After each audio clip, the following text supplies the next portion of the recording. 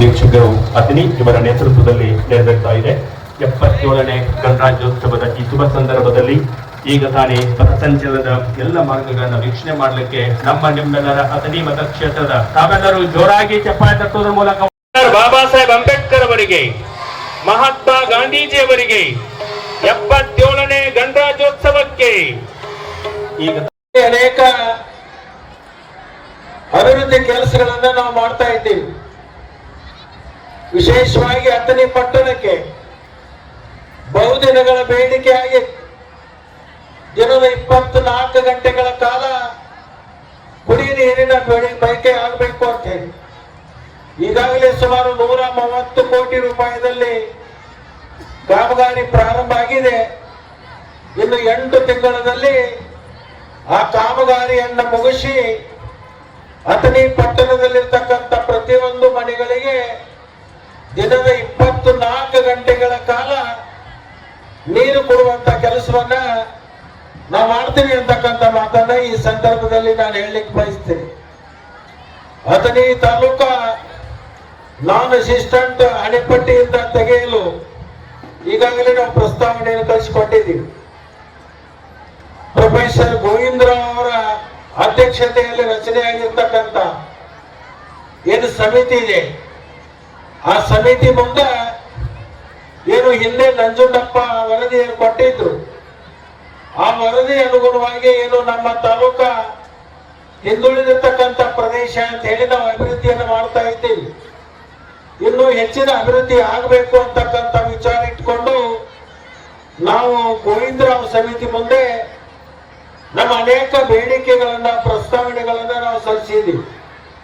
ಅದು ಮುಂದಿನ ದಿನಮಾನದಲ್ಲಿ ಸರ್ಕಾರಕ್ಕೆ ವರದಿ ಮುಟ್ಟಿದ ಮೇಲೆ ಮತ್ತೆ ಹೆಚ್ಚಿನ ಅನುದಾನ ನಮ್ಮ ತಾಲೂಕಿಗೆ ಬರಲಿಕ್ಕೆ ಅದು ಸಾಧ್ಯ ಆಗ್ತಿದೆ ಅಂತಕ್ಕಂಥ ಮಾತನ್ನ ಈ ಒಂದು ಸಂದರ್ಭದಲ್ಲಿ ನಾನು ಹೇಳಲಿಕ್ಕೆ ಬಯಸ್ತೇನೆ. ಅತನಿ ನಗರದಲ್ಲಿ ಇವತ್ತು ವಿಶೇಷವಾಗಿ ಅನೇಕ ವರ್ಷಗಳ ಹಿಂದೆ ನಮ್ಮ ವಿದ್ಯುತ್ ಇಲಾಖೆಯಲ್ಲಿ ಹಳೆ ಲೈನ್ಗಳಿತ್ತು, ಅದೇನು ನಾವು ಕಂಡಕ್ಟರ್ ಅಂತ ಕರಿತೀವಿ. ಅನೇಕ ಲೈನ್ಗಳಿತ್ತು. ಮಳೆ ಬಂದ್ರೆ ಗಾಳಿ ಬಿಟ್ರೆ ತಕ್ಷಣ ಅವ್ರು ಪವರ್ ಕಟ್ ಮಾಡ್ತಕ್ಕಂಥ ಒಂದು ವ್ಯವಸ್ಥೆ ಇತ್ತು.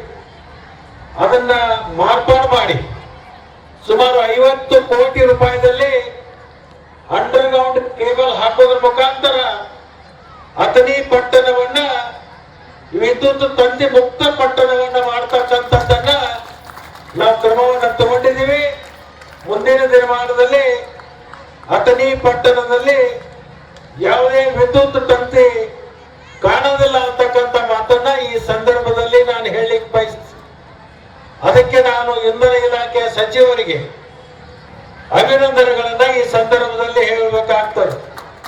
ನಮ್ಮ ಪುರಸಭೆಯ ಸದಸ್ಯರೆಲ್ಲರೂ ಬಹಳ ಸಂತೋಷದಿಂದ ಮುಗುಳ್ನಾಗೆ ಚೆಲ್ತಾ ಇದ್ದಾರೆ.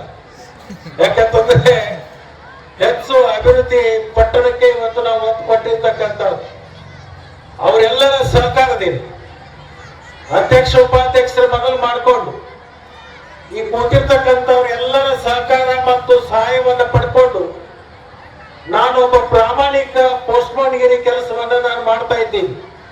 ನೀವು ಕೊಟ್ಟಿರ್ತಕ್ಕಂಥ ಪತ್ರಗಳನ್ನ ಸರ್ಕಾರ ಮಟ್ಟದಲ್ಲಿ ಮುಗಿಸಿ ಅದನ್ನು ಓದಿ ಹೇಳುವಂತ ಪೋಸ್ಟ್ಮನ್ಗಿರಿ ಕೆಲಸವನ್ನ ನಾನು ಪ್ರಾಮಾಣಿಕವಾಗಿ ಮಾಡ್ತಾ ಹೊಂಟಿದ್ದೀನಿ ಅಂತಕ್ಕಂಥ ಮಾತನ್ನ ಈ ಸಂದರ್ಭದಲ್ಲಿ ನಾನು ಹೇಳಲಿಕ್ಕೆ ಬಯಸ್ತೇನೆ.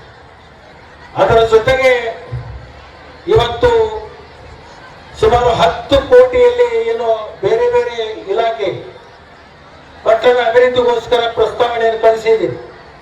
ಮುಂದಿನ ದಿನಮಾನದಲ್ಲಿ ಆ ಹಣವು ಕೂಡ ನಿಮ್ಮ ಪಟ್ಟಣಕ್ಕೆ ಬರ್ತಿದೆ ಅಂತಕ್ಕಂಥ ಮಾತನ್ನ ಈ ಸಂದರ್ಭದಲ್ಲಿ ನಾನು ಹೇಳಲಿಕ್ಕೆ ಬಯಸ್ತೇನೆ.